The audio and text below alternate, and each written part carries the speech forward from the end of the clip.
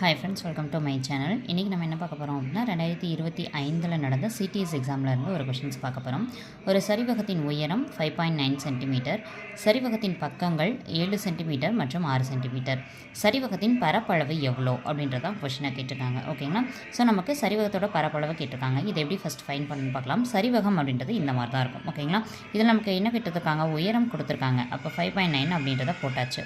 அடுத்தது பக்கங்கள் வந்து 7 சென்டிமீட்டரும் 6 சென்டிமீட்டர் கொடுத்துருக்காங்க. அப்போ 7 சென்டிமீட்டர் 6 சென்டிமீட்டர்ன்றதை மார்க் பண்ணியாச்சு. மார்க் பண்ணதுக்கப்புறம் இவங்க என்ன கேட்டிருக்காங்க, சரிவகத்தின் பரப்பளவு என்னன்னு கேட்டிருக்காங்க. பரப்பளவுக்கான ஃபார்முலா என்னன்னு நமக்கு தெரியும். a+b/2 × h. அப்போ a+b அப்படின்றது 7 + 6. ஏன்னா இது ரெண்டும் தான் பக்கங்கள். அப்போ பக்கங்கள் போட்டாச்சு. /2 × ஹைட்டு கேட்டிருக்காங்களா. ஹைட் எவ்வளோ, 5.9. 5.9ன்றதை அங்கேயே கொடுத்துருக்காங்க. இப்போ ஹச்சுக்கு பதிலாக 5.9ன்னு போட்டாச்சு. இப்போ இதை ரெண்டையும் கூட்டிங்கன்னா 13/2ன்னு வரும் × 5.9. ஓகேங்களா? 13/2 அடித்து போட்டோம் அப்படின்னா 6.5ன்னு வரும். அடுத்து × 5.9. இப்போ இதை ரெண்டையுமே பெருக்கணும். பெருக்கிட்டு 2 டிஜிட் தள்ளி புள்ளி வைக்கணும். அப்போ புள்ளி வச்சிங்கன்னா 38.35 சென்டிமீட்டர் ஸ்கொயர், அதாவது 38.35 சென்டிமீட்டர் ஸ்கொயர்னு வரும்.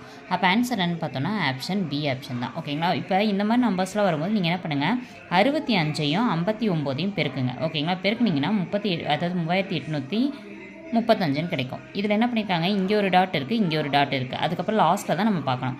இங்கே ஒரு டிஜிட் இருக்குது, டாட்டுக்கு பின்னாடி இங்கே ஒரு டிஜிட், 2 டிஜிட் இருக்கா. அப்போ 1 2 டிஜிட்டுக்கு தள்ளி புள்ளி வைக்கணும். இந்த மாதிரி தான் புள்ளி வச்சதை எப்பயுமே என்ன பண்ணக்கூடாது, ஃபஸ்ட்டே நம்ம வந்து கால்குலேஷன் பண்ணக்கூடாது, பெருக்கிட்டு தான் கால்குலேஷன் பண்ணணும்.